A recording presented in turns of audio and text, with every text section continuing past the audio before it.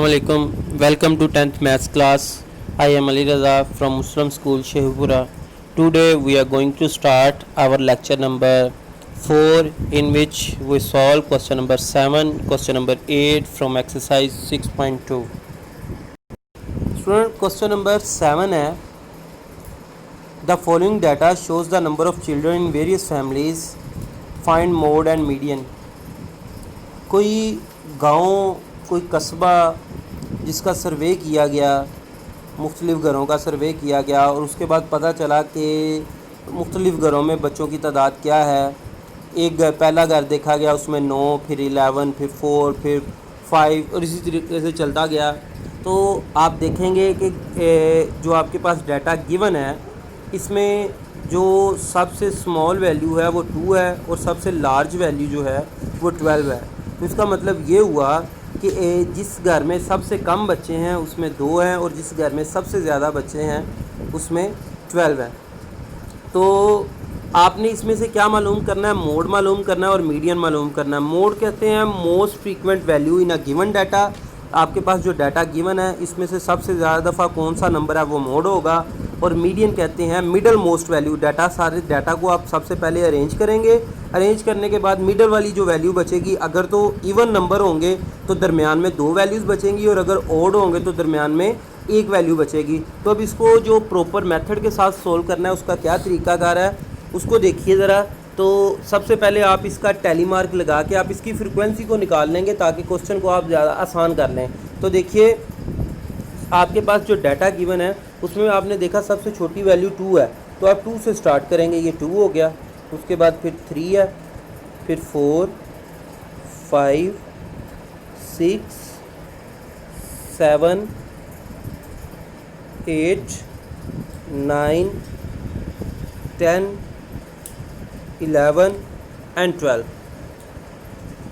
अब आपने देखना है इसमें से टैली मार्क लगाना है ताकि जिससे आपको फ्रीक्वेंसी फाइंड करना जो है वो आप आसानी से फ्रीक्वेंसी को फाइंड कर सके। तो स्टूडेंट, सबसे पहले 9 है, तो 9 के जो जो नंबर आता जाएगा उसके सामने आप एक लाइन लगाते जाएंगे। 9 के सामने आपने एक लाइन लगा दी, फिर 11 के सामने आपने एक लाइन लगाई, उसके बाद 4 है, 4 के सामने आपने एक लाइन लगा दी, 4 के बाद 5 के सामने एक लाइन लगाएंगे, 5 के बाद 6 के सामने एक लाइन, फिर 8 है, फिर उसके बाद 8 के बाद फिर 4 है, 4 के सामने एक और लाइन लग गई, फिर 3 है, 3 के आगे एक लाइन लगा दी, फिर 7 पे आप स्टूडेंट एक लाइन लगाएंगे, फिर 8 के सामने लाइन लगेगी, फिर 2 दफ़ा 5 है, 5 के सामने 2 लाइनें लगा देंगे, उसके बाद फिर 8 है, 8 के सामने फिर एक लाइन, फिर 3 है, 3 के सामने एक लाइन लगेगी, 3 के बाद फिर 4 है, 4 के सामने एक लाइन लगेगी, फिर 9 है, 9 के सामने एक लाइन लगेगी, 9 के बाद फिर आपके पास आता है 12, तो 12 के सामने आपने एक लाइन लगा दी, 12 के बाद फिर आपके पास क्या आता है 8 के सामने आपने एक और लाइन लगा दी,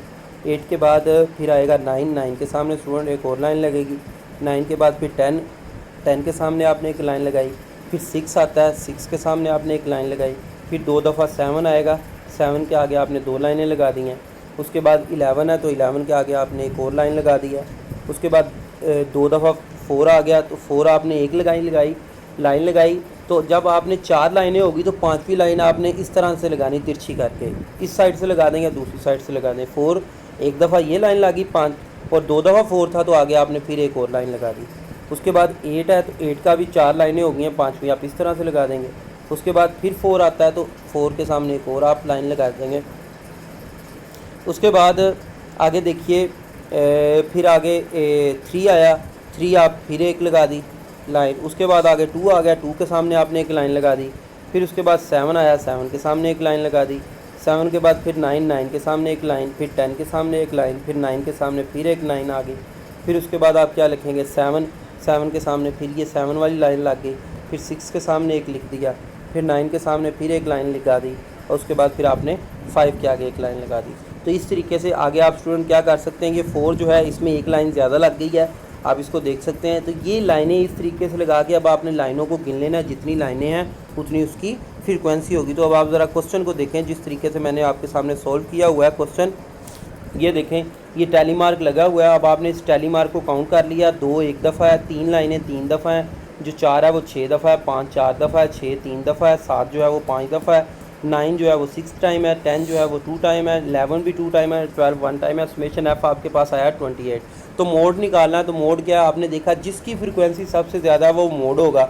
तो 4 की फ्रीक्वेंसी भी 6 है और 9 की फ्रीक्वेंसी भी 6 है, तो मोड जो है एक से ज़्यादा हो सकते हैं। तो 4 भी 6 टाइम है, 9 भी 6 टाइम है, तो इसलिए आपने मोड लिखा 4 एंड 9। अब मीडियन जब आपने फाइंड करना हो, जब इस तरह का डाटा आ जाए, डिस्क्रीट वैल्यूज़ आए, तो सबसे पहले आप क्यूमुलेटिव फ्रीक्वेंसी निकालते हैं।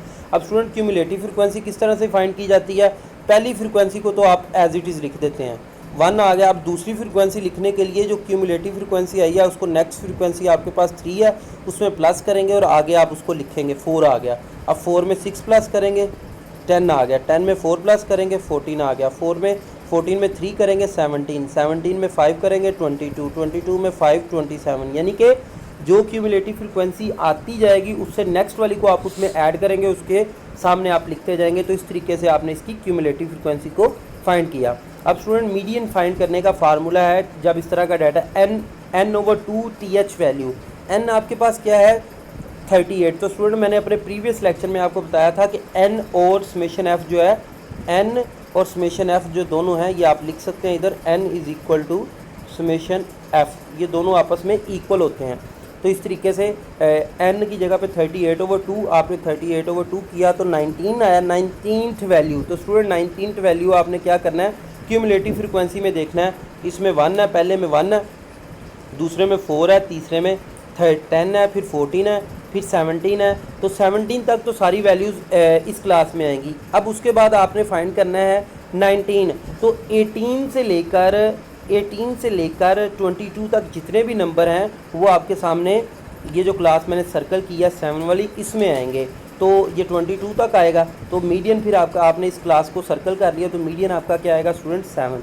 तो जिस क्लास में वो क्यूमुलेटिव फ्रीक्वेंसी लाई करेगी वही क्लास का जो एक्स होगा वो आपका मीडियन होगा। तो इसका मीडियन क्या निकला 7। तो ये आपका क्वेश्चन सॉल्व हो गया स्टूडेंट। इसी तरीके से इसका क्वेश्चन नंबर जो है 8 है, उसमें आपको टैली मार्क बनाने की ज़रूरत नहीं है। आपको एक्स और फ्रीक्वेंसी गिवन थी, तो एक्स 1 2 3 4 5 और फ्रीक्वेंसी 3 8 5 3 1, इसका समेशन एफ करेंगे आप 20 आ जाएगा। तो इसका मोड डायरेक्ट आप फाइंड, आप देखें फ्रीक्वेंसी सबसे ज़्यादा किसकी है, 2 की फ्रीक्वेंसी 8 है, तो यानी कि 2 सबसे ज़्यादा दफ़ा 8 टाइम है, तो मोड आपने लिख दिया 2। मीडियन का वही फार्मूला है n/2 TH वैल्यू, n आपके पास 20 है, 20 को 2 पे डिवाइड किया तो आपके पास स्टूडेंट 10 आ गया। तो आपने क्यूमुलेटिव फ्रीक्वेंसी पहला 3 एज इट इज़ आ गया, 3 में 8 प्लस किया 11 आ गया, 11 लिख दिया, 11 में 5 प्लस किया 16 आ गया, 16 में 3 किया 19 और 19 में 120 आ गया। तो आपने 10th वैल्यू देखनी है।